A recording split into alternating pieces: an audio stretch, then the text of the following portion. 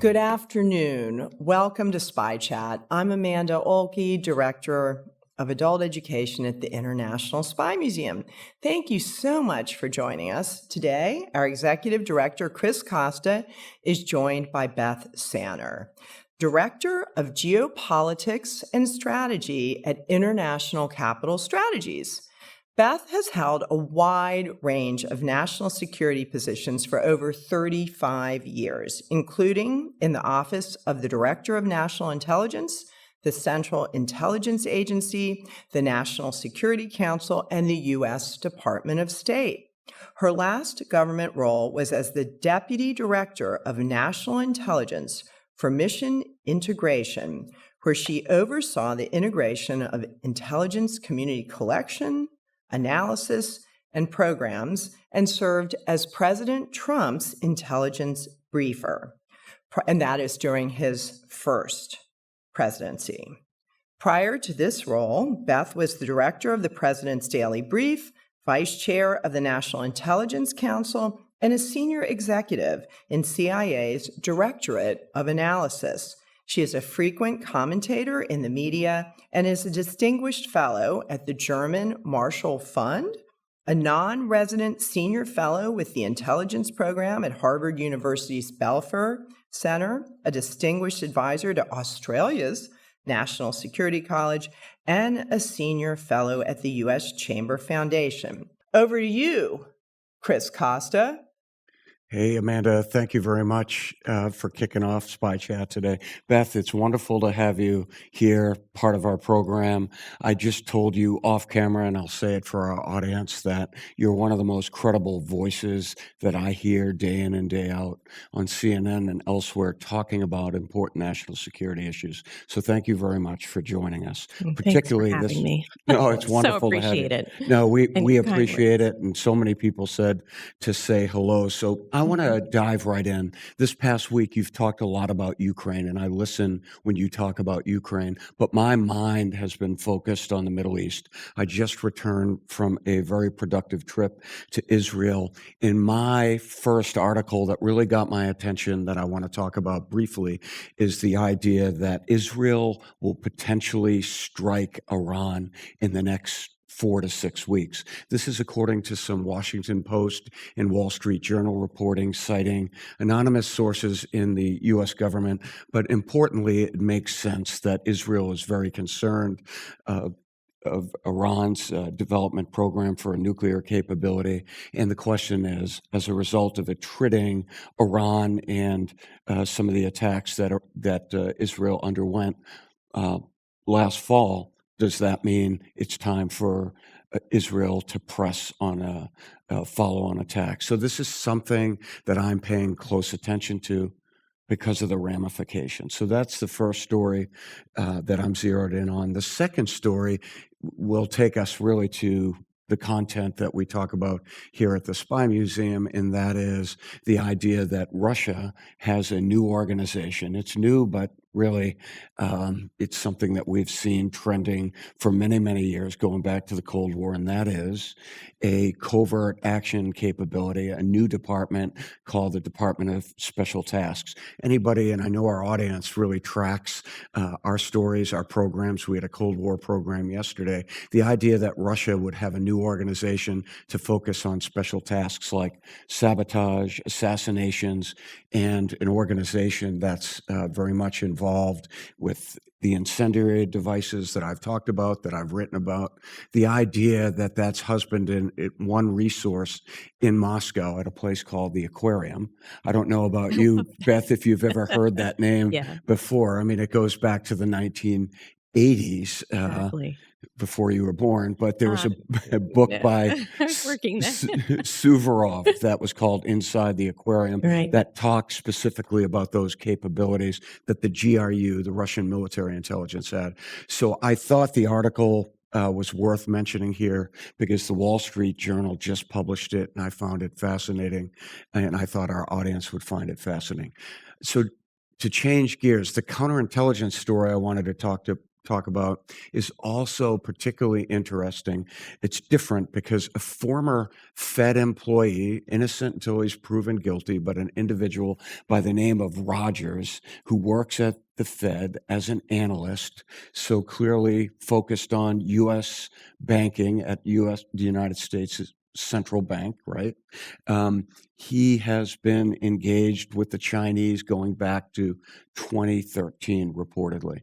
And during that period in time, he went to China several trips, and some of that was unreported. He had money that he was reimbursed by China. It looks like he was cultivated and recruited as a source for China to provide economic information. So this gets to the heart of many of the discussions we've had on this stage, and that is to say China's intense interest in understanding the United States, manipulating everything from interest rates and understanding interest rates and those kinds of things that have economic impact in the United States. So it's a fascinating case that our audience should follow. Changing gears again on counterterrorism, and this is a bit of a Wayback Machine as well. It certainly resonated with me. The idea that the United States just designated 8 organizations as foreign terrorist organizations that are linked to narco trafficking or are a transnational organized gang like MS-13. So the fact that the United States designated them, frankly, that's not earth-shattering from my standpoint. I think it's understandable given the administration's emphasis. What's important is how does the United States prosecute a counterterrorism campaign with Mexico? Right. You know, and how do we do that? So all of these things I'm going to ask you for your insights on. I just want to tick through them. The second part of that is the idea that it started apparently with the Biden administration, but there's been some open source reporting that drones have ramped up on their collection in Mexico. Whether that's offshore or not, I don't know. But the idea of drones being used to collect against drug labs, that also is understandable. But this really takes me back to the war on drugs, and I'm dating myself in the 1980s in Panama, Honduras, Right. et cetera. And I should point out, we're going to drop a link for an article that I wrote about MS-13 when I was a special government employee helping out DOJ on how we would look at MS-13 from a U.S. government standpoint. Finally, our audience knows that I always talk about hostages. What really struck me was an article, and I want to talk about that for a second. Some of the article profiled a woman by the name of Pari Ibrahim. And Pari Ibrahim is of Yazidi extraction. Yazidi, of course, is a small Christians. religious group in Iraq from Sinjar Mountain. Is that right? Yeah, Christians. That's right. And they were oppressed by ISIS. ISIS had a particular ire they directed at the Yazidis, and the UN actually has said they have committed acts of genocide against the Yazidi people. And women, children were kidnapped and taken as child brides. They even found one of these young ladies who grew up in Gaza. So Pari Ibrahim has stood up a nonprofit that focuses on identifying where those young ladies are.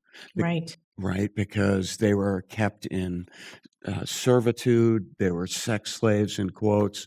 All of these horrific things happen, and I was really heartened to see that the New York Times took the time to talk about the work that Pari does to identify where are these women in the world. Nobody else is doing it. There isn't an international organization that does that. So I should also acknowledge that Pari will receive an award at the Foley Foundation this Oh, year. that's So I'm great. really pleased to share that with our audience. So our audience is used to that. I like to talk about hostages and wrongfully held detainees.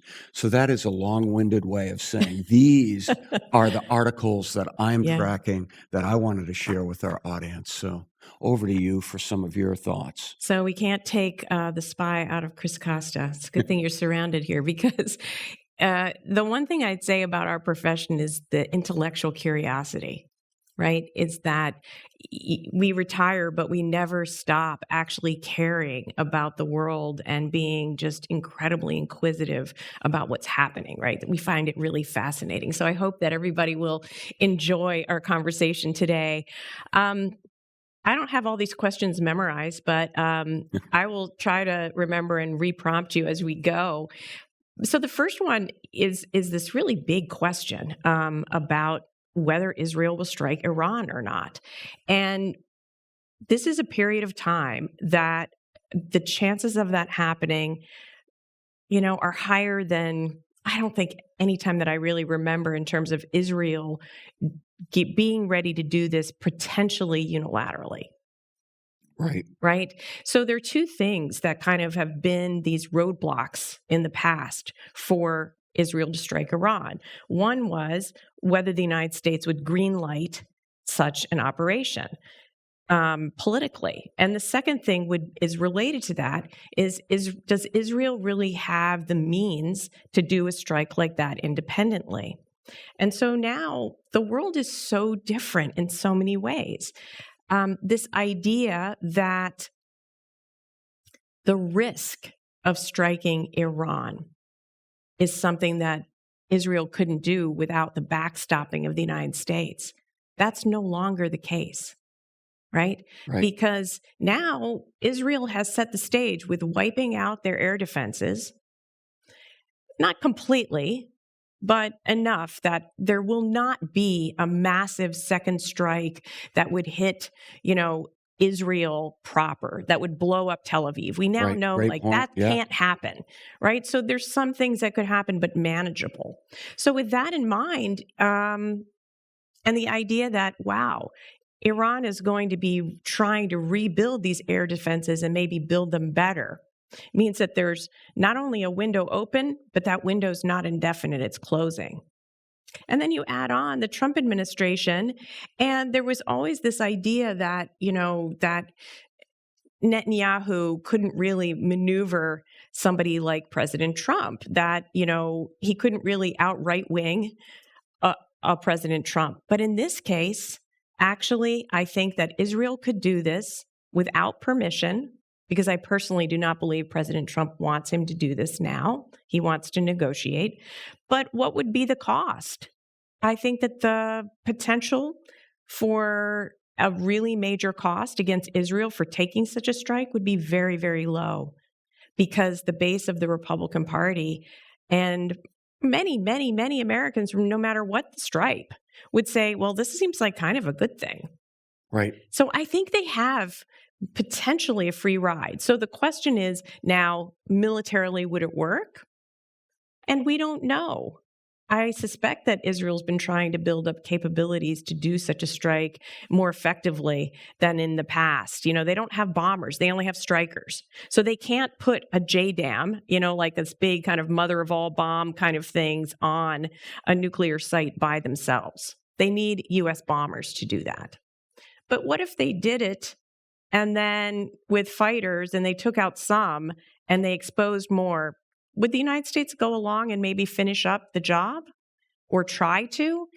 I've never been a big proponent of that there is a military solution to this question and this problem. But I understand people who make an argument that's different than I do on this.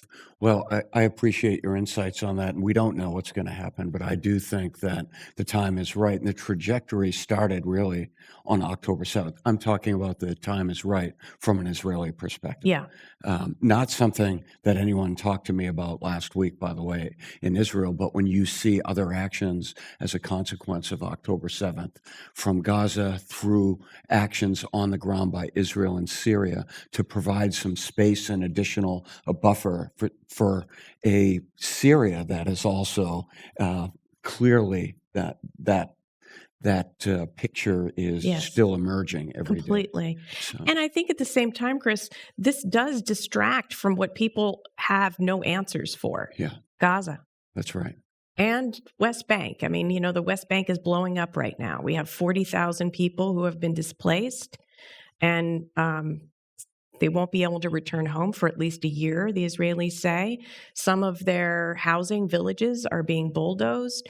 There are a lot of things going on in Israel right now that are of great concern about just stability, a third intifada, what happens with Gaza, and this golden ring that Trump is reaching for that I think everybody would love to see, which is normalization between Israel and Saudi Arabia. But everything that's happening on the ground right now is actually moving that ring further away. With the trauma of hostages and an Israeli society that's shaken, and a Palestinian society that's shaken to the core. No, thanks for your insights there. Yeah. How about what other stories are you tracking?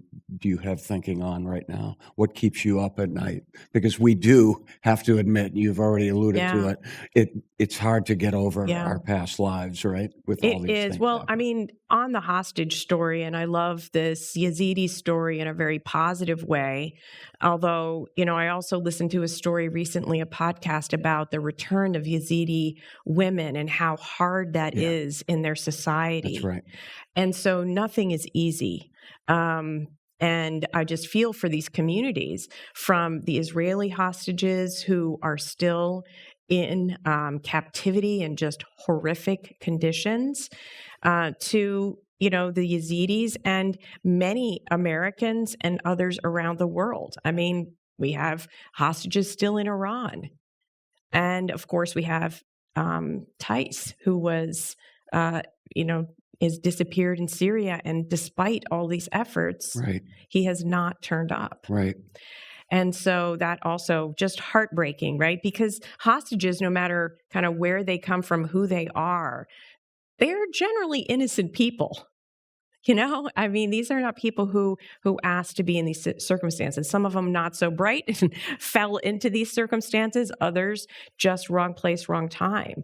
But I am really worried about the hostages in Israel. I am not very optimistic about a phase 2 and a release of these hostages, because I think the government in Israel just really is quite reluctant to move on that stage, because it could fall if they go into phase 2, and they're trying to force Hamas to extend phase 1 and release more of these hostages.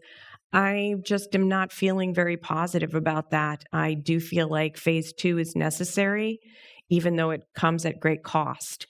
And the other thing in the Middle East that I'm worried about 3 things. I mentioned third intifada and the Palestinians, and whether we're going to see, more annexation of the West Bank and what that might do. I just think a lot of instability there. And then you have to look at what's happening between Israel and Egypt. There's an Egyptian force buildup on the border. The Israelis are taking it very seriously. And depending on what happens with Gaza, this could really just completely blow up the Israeli-Egyptian peace accord.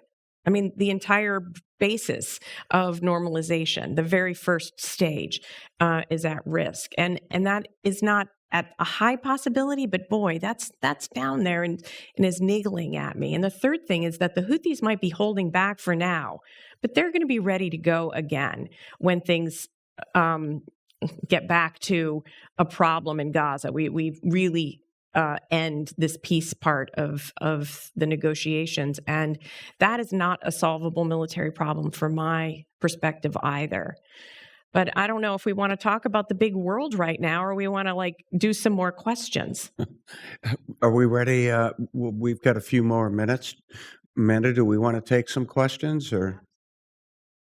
People are ready. Well, go ahead. Well, I knew we were going to have a lot of questions, Beth, okay. So we're going to hear directly from the audience, and we'll and we're going to be wide ranging, and we're going to begin with, do either of you, this one's going to be easy. It's a yes or a no.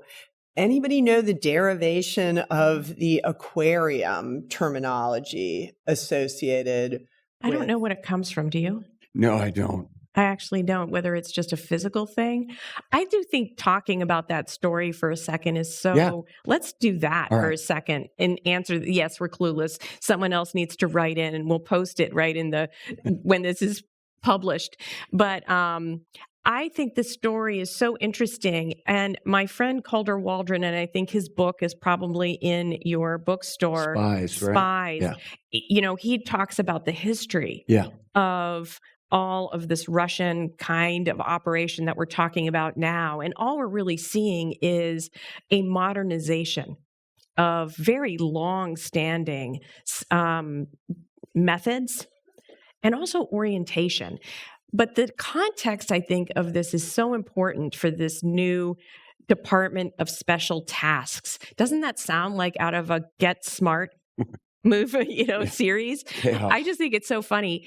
The name of it is ironic, but the special tasks are really about a coordinated, thought through campaign that is aimed at undermining the West, the U.S. and its allies, because Russia has to bring us down in order for them to be up. Right. They're too weak to compete with us like China does. It's asymmetrical, right? It's completely. And so this idea of the gray zone and that they're operating in this gray zone, sabotage, potentially underwater cables, disinformation, all of these things, assassination attempts. And now we have this trial in the UK just this week I find so interesting. The arson? Is that the arson? It is these 3 Bulgarians. Yes. So it's arson, sabotage. They were thinking about assassinations. We have the DHL plot. That's not part of this, but this was before this particular group was set up, but they were doing the sabotage in the UK, 3 Bulgarians from 2020 to 2023, and they're on trial now. And so we're going to see a lot of exposure in the next months as this trial goes on. We are going to see a lot of exposure about what Russian black ops and these kind of gray zone hybrid warfare things, what really happened. No, and I really appreciate we went back to that article because I do want to talk about cartels before we go to the questions.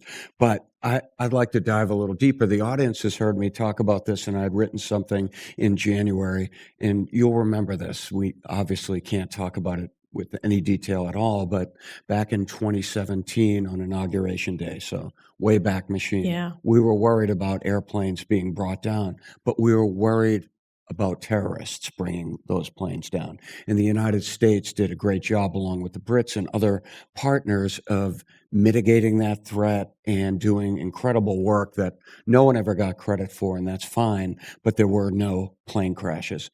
Flash forward 7 years later, I shared with some of my former colleagues that I think are in place in the current administration, although I'm not tracking it that closely, and I said, hey, remember, now your threat is dealing with intelligence services working for a foreign country, a state actor, not non-state actors, but the same problem, the same consequences, potentially bringing down aircrafts with incendiaries. That's remarkable. And these 2 cases, right? So these DHL cases where the Poles and the Brits, and there was these incendiary devices. They found them in the warehouse. They were going to be put on the planes. And as the story is told in the press, what the Poles in the UK have let out there is this idea that these potentially were test cases to see maybe if they could get on the plane. That's right. Would they brought them down? We don't know. But the idea that they're playing with these things, and these planes were designed to be flying from Europe to North America. We know that from what the Poles released. So this is not about over there. This is Europe's problem. Let's remember, the ocean doesn't work 100%, right? We have cyber, we have China and Russia inside our critical infrastructure purposefully. We cannot get them out. China with the Verizon attacks, the telecom attacks, still in 9 telecoms. These are things that our physical boundaries will not protect us from, and we still have to come and go. So all of these things are more relevant than ever. Yeah, it's ominous, right? What's out there. And of course, we're going to dive a lot deeper next month with Jen Easterly Yeah, talking she'll be about able. what you just said, because she'll educate our audience, she'll educate me on this idea of getting into critical infrastructure and just how threatening that is. I'll be watching that one. Yeah, it'll be great. Thank you. Yeah. Please do tune in. And then before we go to questions and answers, and I got a little out of sequence because I got so excited about the possibility of hearing from our audience, but I do want to go back to the 1980s for a second and bring it to the current day. This idea of, should I be troubled by the idea that we have just designated cartels, terrorist organizations? I mean, actually, that's a little leading. I frankly am not that troubled. It's going to make things a little challenging, but I wanted to share a story with our audience on Kiki Camarena. Did you read about this? Yeah. So I shared this with our staff. Kiki Camarena was a DEA agent on February 7th, 1985 in Guadalajara. He went to lunch and disappeared. He was subsequently, his body was found. He was tortured. It was horrific. He died, a DEA agent serving the United States. And for many, many years, the United States pressured Mexico, and eventually an individual by the name of Quintero, if I'm saying it right, was complicit for it, served some time in a Mexican jail, ran the cartel, Sinaloa, from the jail. Just this month, I believe, or in the last month or so, the DEA 100 agents showed up in Brooklyn, Eastern District of New York. The acting Eastern District of New York attorney, John Durham, was there, and the DEA was there to see him face justice, Quintero, in a U.S. court. The fact that the Mexicans agreed to extradite this individual after all of those years talks about the long arm of justice. So I can't help believing that is directly related to some of the pressure being placed on the Mexican government. Absolutely. And I think that, this is kind of the sad state of affairs in a way. The Mexican government definitely responds when they are pressured in these circumstances. I think we need to understand why they are sometimes reluctant to do that on their own. And this is not to make an excuse at all. But they have transferred this pressure that the Trump administration has put them under. They have transferred unprecedented number of cartel individuals, including Kiki's murderer. And I feel that, this is the right thing for them to do. I do think that the Mexican government is right in that the United States needs to do more to prevent arms from going into Mexico, which are fueling these cartels, because the cartels control vast amounts of Mexico. They really do. They control territory and they control a lot of businesses. If you buy an avocado, a cartel probably had something to do with you having that avocado. Which is why sanctions are such a challenge, right? Exactly. And it's why the implementation of this FTO, the designation, the Foreign Terrorist Organization designation, is so complicated. But the really great thing about the FTO, even though, yes, the problem is going to be for American companies, whether they might be caught up in this material support for terrorist organizations because the cartels are involved in legitimate businesses. Right. But that's up to the United States to decide whether they're going to prosecute or not. So it could be a problem. But the good side of this, and I think the unintended consequence, is that this could really help on the arms flows into Mexico. And that is something that the Mexican government really very much welcomes. And they fairly have said, we should stop the illegal flow of these massive amounts of very lethal weapons because it makes everything worse. So we do need to find a way of doing both things. We need to get the Mexicans to work with us, and we need to also help them with this problem, not just through coercion, but actually through the mechanisms that fuel the cartels. Complicated. Yeah, it's very complicated. All right, Amanda. Oh, I okay. think We we're have ready. we have several key strands of questions. What do you see are the key factors that would determine whether the U.S. would step in to finish the job if Israel initiated a strike on Iran? I think it all depends on whether President Trump thinks that negotiations are off the table. I believe that he really wanted to have a negotiated agreement with Iran in the first administration. And he has said publicly that he wants that this time. And he sent a letter, he said this past week. And while there have been mixed signals from the Iranians on that, I actually think that the prospect for getting a more comprehensive deal with Iran is a possibility. But I'm not sure that that would be a possibility if we bombed Iran, right? And so, the question is whether he's given up on that idea or not, and then would say, okay, forget about it, but we've just got to prevent Iran from ever getting a nuclear weapon. Again, I don't believe you can blow up the knowledge that Iran has. You can just slow it down. And the president, to be clear, has made it clear and firm that he will not allow Iran to have a nuclear capability. So that's factored into the calculus. Exactly. So whether they tried to rush to a weapon or not in the coming period of time, and there are many people inside Iran, from what we can hear through leaks in the press, that this is a debate that they're having right now because they know that they're vulnerable. But the period of time when you decide to go for it, the bomb, and when you have something usable is the place where you're most vulnerable. Yeah. And it's the reason that many people believe that Iran decided not to pursue and to stop pursuing nuclear weapons because they felt that it actually made them more vulnerable. Interesting. And then asking about, in reference to normalization of Israeli-Saudi Arabian relations, this writer says, Prince Turkey has repeatedly said it will not happen without a Palestinian state.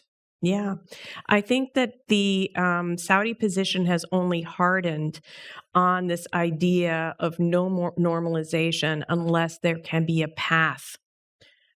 Not very well defined in the beginning, a path to some Palestinian future. And now it's getting harder and harder, that line, as the proposals on Gaza that are the President Trump's proposals about emptying Gaza out and turning it into, more of a resort or a nice place to live, whatever the phrases are. And that has just made things, I think, much, much harder for Saudi Arabia to go down this route. And we wonder about that, right? Well, how can that be in Saudi Arabia, which is not exactly a democracy where people are voting, but the Arab Street matters to these leaders. It matters greatly. And as Mohammed bin Salman, the crown prince, is moving very, very dramatically toward reforms. I mean, Saudi Arabia today is nothing like it was 5 years ago or 10 years ago. That is risky. And he's making a lot of conservative people in that culture angry. He has to be careful. He doesn't want to end up like some of other leaders in, a Sadat or whatever in the Middle East. And then this is a question about the October 7th attacks in Israel.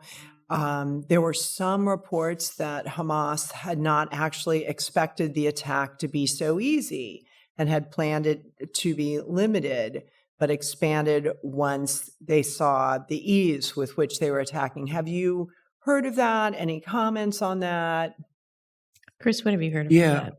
I can jump in there and say that there was a bit of a cliche talking about catastrophic success. If I understand the question, it's a good question.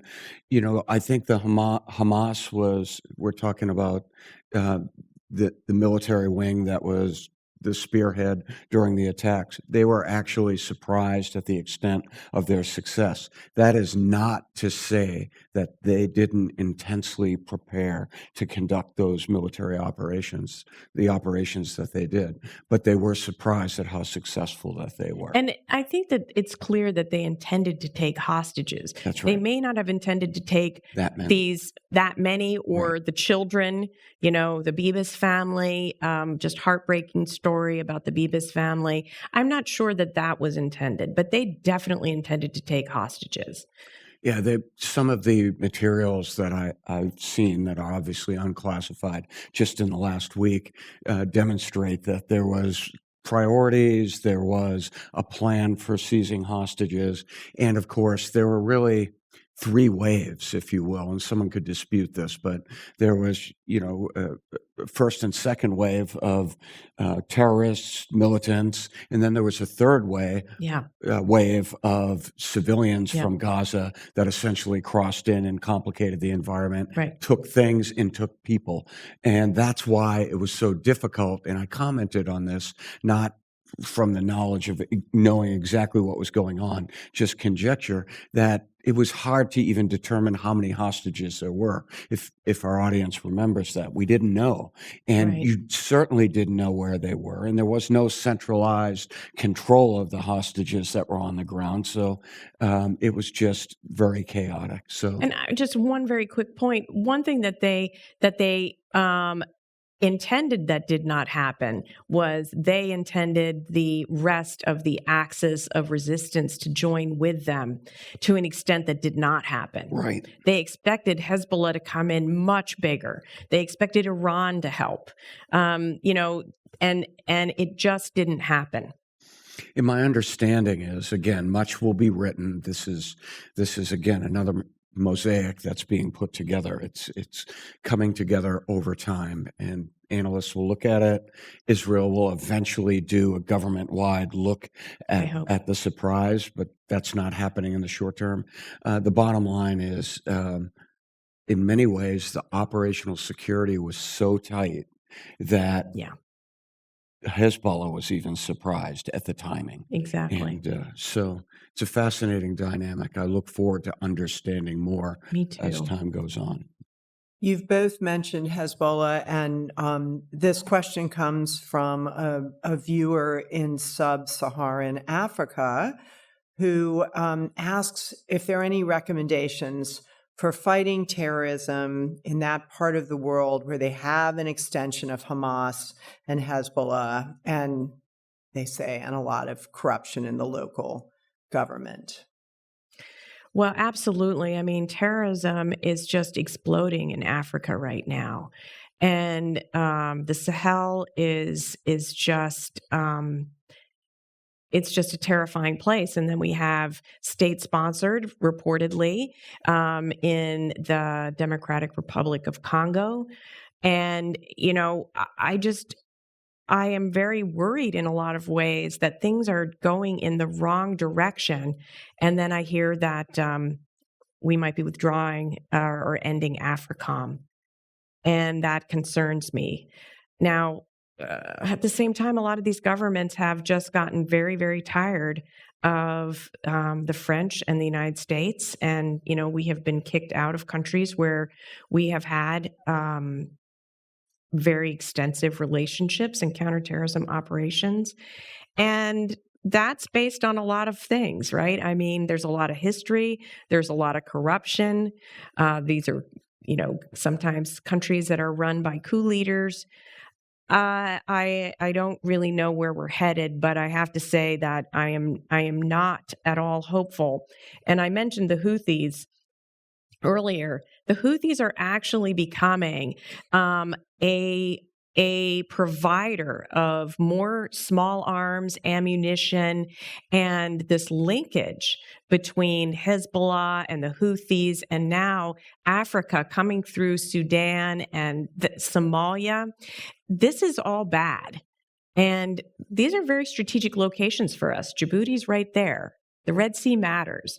And so we definitely need to get a focus and a handle on this and not think that, oh, this is Africa and we don't care. We really should care about short-term in Africa, but also long-term in Africa.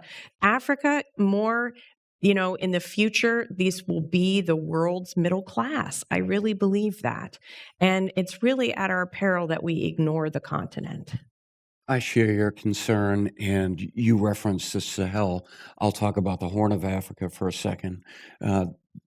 Having served in the first Trump administration, we pressured al-Shabaab. We put a lot, well, you were there. You Yeah. saw what we did with respect to pressuring al-Shabaab and working very closely with foreign partners. Then a decision was made to pull U.S. forces out of Somalia.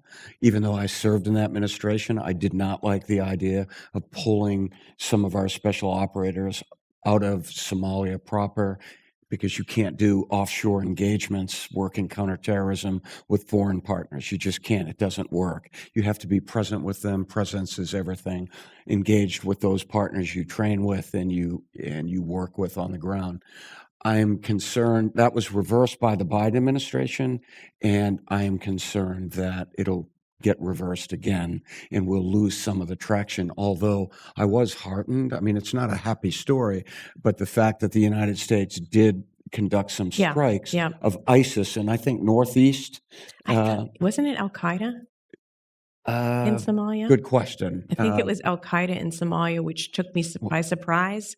Or was it ISIS? And that took me. It was like the opposite of what we normally do. It was ISIS because. Okay, that's it. It was ISIS because I was a little taken by surprise. And years ago, and I had mentioned this to some of our staff, years ago, I was on the ground talking to Somalis just for a couple days in Somalia. And I said, ISIS coming to the Horn. At the time, it was just Al-Qaeda. That's right. And Al-Shabaab. And he said, why not? And that answer surprised me. What do you mean, why not? And his point was, look, where you have a lack of governance, where you have some people in the population that are dissatisfied, ISIS will find a way. And that's what's happening. It's metastasizing throughout Africa. Jihadists, ISIS. And it's whatever works for them. That's right. They don't care what the label is. That's right. But right now, ISIS has the money. That's right. And ISIS-K, in coming out of Afghanistan and using Central Asians, they have real operational success. And ISIS in Syria coming to the fore a little bit. People should listen to Colin's broadcast with you. I'm sure he covered all that. Yeah. Right. I mean, that's the big question. What happens in Syria? Yeah. Is al-Shara going to normalize? Is he truly going to be a leader for good on the ground in Syria, or are we going to have another civil war? And we should remember, again, this comes to America. We had 8 Tajiks that were picked up in the United States who had a relationship with ISIS-K, right? We were lucky that we got those guys. But we also have these people here in America, like the New Orleans bomber who was, self-radicalized and wasn't online, impossible to catch. All right, here is our other thread of questioning.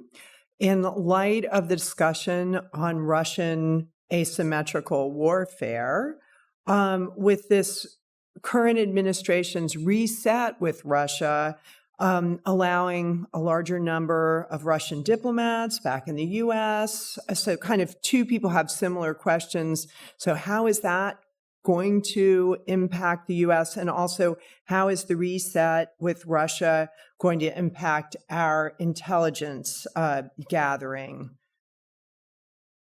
Well, this is a really mixed story, and it all depends on how it's executed. I am not opposed to having talks with Russia, the beginning talk to have a conversation about how do we have negotiations. I think that was necessary. I know controversial, but as long as you're not making promises, I don't have a problem with having a conversation.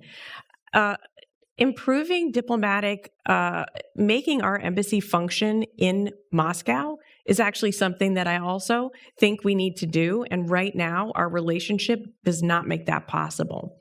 But we also have to understand that when we cleared out the Russian spies from the United States and Europe, it has had a huge positive impact in terms of it's really hard for them to conduct spy work. It means that they've moved to the criminal enterprise as the way that they conduct, right? And maybe in some ways that's worse for us. I don't know. I guess I have to think about that a little bit more because it's harder to track, these common criminals they're indiscriminate often.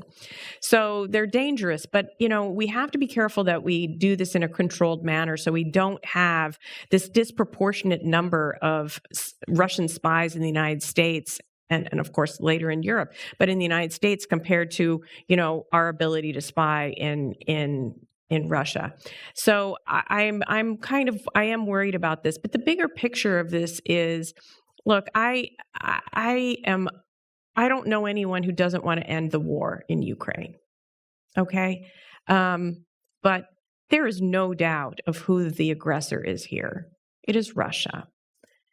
We have to figure out how to get Russia to the negotiating table in order to end this, but it can't be at any cost. And we have to make sure that we're not in the middle of a war 2 years from now. And so, this is the tough balance. And it's difficult to make it all, the circle square, or to square the circle, whichever direction you want to go. But I think that, today, and so this will be OBE probably by the time this is put out, but for our live audience today, we had Russia reject the ceasefire agreement that was made, an unconditional 30-day ceasefire agreement that was made with Ukraine. And the reason for that is that Russia's not interested in that. They want the whole shebang. And they wanted to start with the big agreements first, with the United States as the two great powers, Putin and Trump, mano a mano, and they wanted to have that, and then the ceasefire would come. Well, the Trump administration very interestingly flipped that script on them. They thought they had this agreement and promise, but no.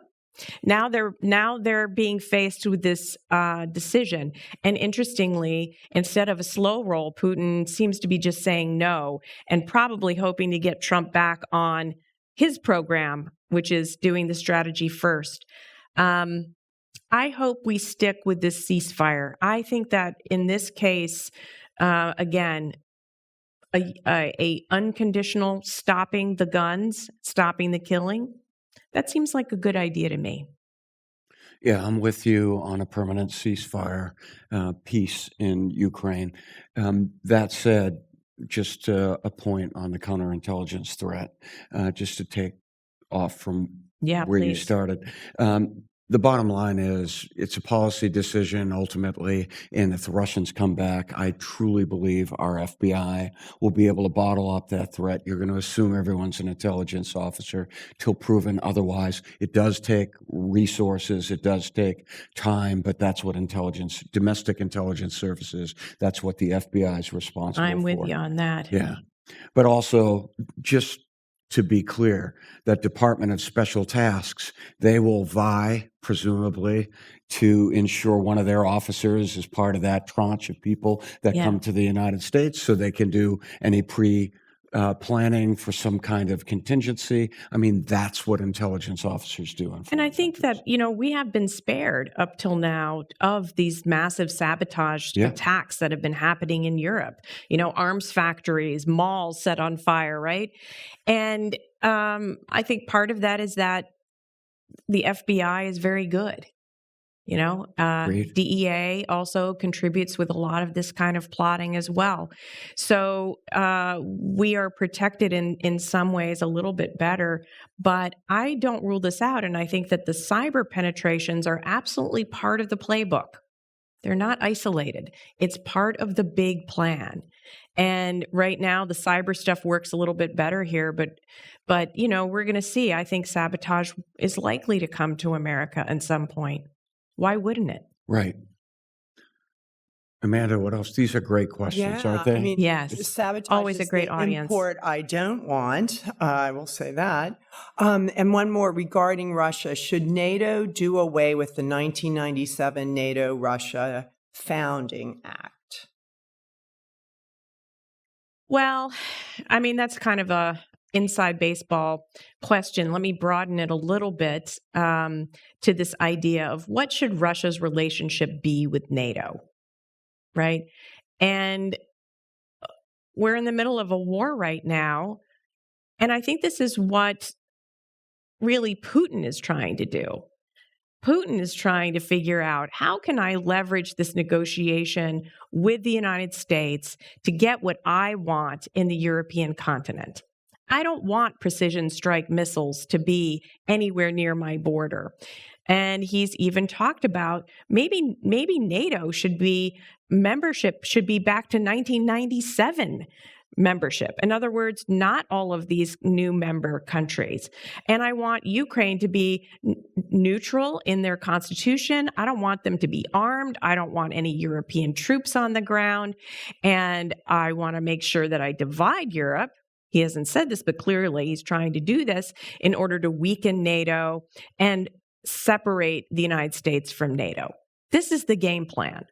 Let us not forget that this is what Putin wants and not fall into these traps. So we can get caught up, I think, a little bit in this idea of, should there be a G8 back again? In other words, that Russia would be invited back into the G7. Well, I would like to see a lot more about Russia being a constructive member of the international community before I would be willing to put that. Let's not put carts before the horse. And we have to understand who this horse is. And it is one that is bent on undermining the United States. That doesn't matter who is in the White House. My view. So you touched on cyber, but we know you're going to be talking about AI-driven deception soon, I believe, in a public program. I do that sometimes. I think I did that yesterday. Maybe the recording is to come. Yes. Okay. So can you tell us a little bit about how that might impact intelligence? I would love just to spend a second on deep fake attacks, because I think this is something that is like for every person in the world to understand what's happening. And I've been thinking about this, we have protections in my family about these issues. Really weird. Why? Well, because every 5 minutes there is a deep fake attack. Deloitte did a study last year where 25% of executives said that their company had had a deep fake attack in the past year, one or more in the past year. So individuals, just normal humans, have fallen prey to this. But it is so easy for someone to make a voice or a little bit less effective the video. But we've seen nation states doing this, but AI democratizes this.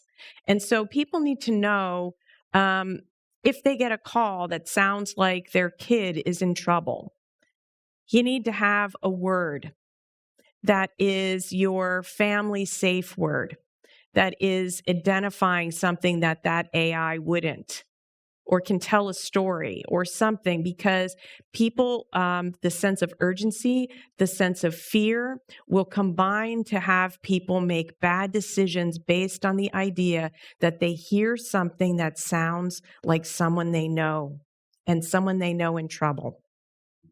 And I really worry about all of us, but companies, this is happening all the time. And, just this past week, I'll tell a quick story.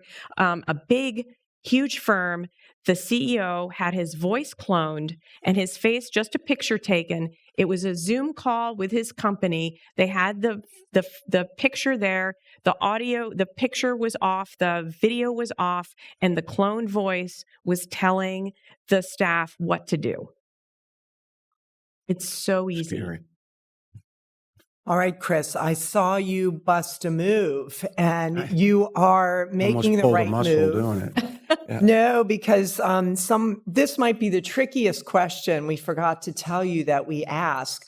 Chris is going to share a book recommendation, and if you would like to share something that you are reading as well, that would be great. All right, Chris, what's your book recommendation? So we have this in the Spy Museum store. I rediscovered it. I had seen it on the shelf and hadn't read it. It's called The Achilles Trap by Stephen Cull, and he is an outstanding author. He's written an excellent book called Ghost Wars. This is about Saddam Hussein and the origins of America's first invasion of Iraq. And, you can find historical analogies, and that's why I really enjoyed reading this. And although it's thick, it's a tome, it reads fast, it's well written, and it reminded me of what's happening on the ground in Syria because, interestingly, policymakers, actually, the president, H.W. Bush, asked the question, essentially, can leopard change their stripes, or however that Yeah. question is phrased, with regard to Hussein, because Saddam Hussein was a friend of the United States before he was an enemy, or certainly the United States engaged with him from 1980 forward to the first Gulf War. But the idea that al-Shara, Ahmad al-Shara, is on the ground, he's the leader in Syria, Yeah. the same kinds of questions are being asked. Can we work with him? We being the United States.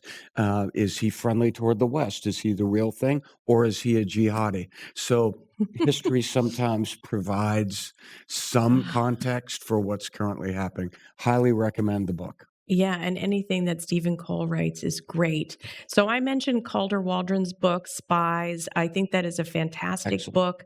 And I'm now reading a new book called, it's just out. It's on the New York Times bestseller list, somewhere in the list there, by Eddie Fisher, and it's called Choke Points. And this book is about, it sounds boring the way I'm going to say this, economic statecraft. That sounds boring, but this book is not boring. It is about how do we get here with sanctions and tariffs and all of these tools trying to choke off the high-end chips for China. And it tells stories about how do we develop this and where we are, and did these things work, and can they work, and what do they do? And I do think it's just a really useful and interesting book, because now economic statecraft and these tools are now the only tool we really have in our toolkit other than kinetic warfare.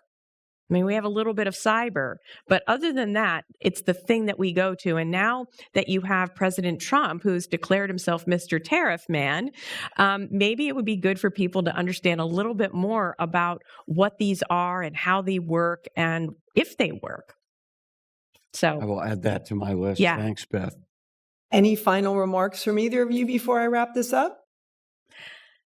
Well, Beth, over to you. I mean, I just think that we haven't really talked today about the really, really big picture of where our world is. And I didn't really prepare my thoughts on this, but I just feel that we are at a watershed moment and that we don't truly understand what the implications are for what is happening today around us.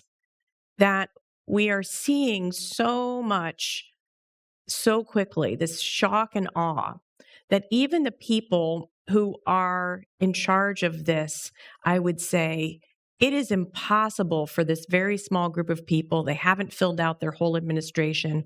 How in the world can they think through the second and third order effects of what is happening? It is almost impossible for the human mind to get our heads around what all these things mean. And my big fear is that we are going to see some tactical successes here. We have already. We talked about in Mexico, we're seeing some tactical wins by this administration, by the pressure they're putting under. But are we going to see strategic failure, strategic setbacks, or at least a world that looks nothing like U.S. leadership the way we've experienced it in the past 50 years? And I think that that is the direction we're heading in.